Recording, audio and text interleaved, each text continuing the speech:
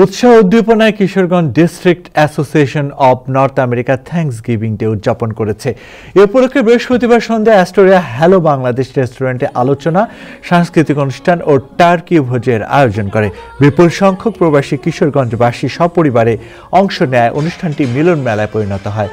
সংগঠনের সভাপতি মোহাম্মদ এবাদুল হকের সভাপতিত্বে অনুষ্ঠানে অ্যাসোসিয়েশন ট্রাস্টি বোর্ডের chairman ABM Osman Gani, vice chairman Mofizur Rahman Dulal, সদস্য মোহাম্মদ বেলাল হোসেন, সাইদুর রহমান ডিউক, কামরুল হাসান চৌধুরী ধনু, আজিজুর নাহার মুকুল ও সৌরভ হোসেন সহ সভাপতি জুবাইর আহমেদ রানা, সাধারণ সম্পাদক মনিরুজ্জামান মনির, কোষাধ্যক্ষ বাসুদেব ঘোষ সহ অন্যান্য কর্মকর্তা ও অতিথিরা বক্তব্য রাখেন।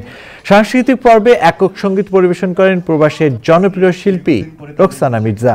সবশেষ ছিল নৈশভোজ।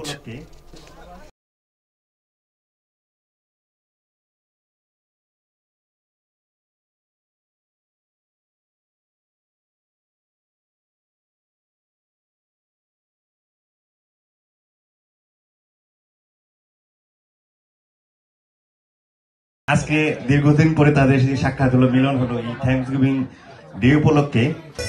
আপনারা এসেছেন এখানে বক্তৃতা দেওয়ার সময় নয়। থ্যাঙ্কসগিভিং তো আনন্দের ব্যাপার। এখানে এই দেশে যারা এসেছিল একসঙ্গে তাদেরকে খাবার দিচ্ছিল এবং খুব আনন্দ করে তারা খেয়েছিল একসাথে মিলেমিশে। এই যে ইউনিটি, এই যে ঐক্যবদ্ধ থাকা, সেটাও একটা জিনিস। আমাদের নিউ ইমিগ্রেন্ট আমরা, আমাদের জন্য একটা শিক্ষণীয় ব্যাপার আছে এখানে।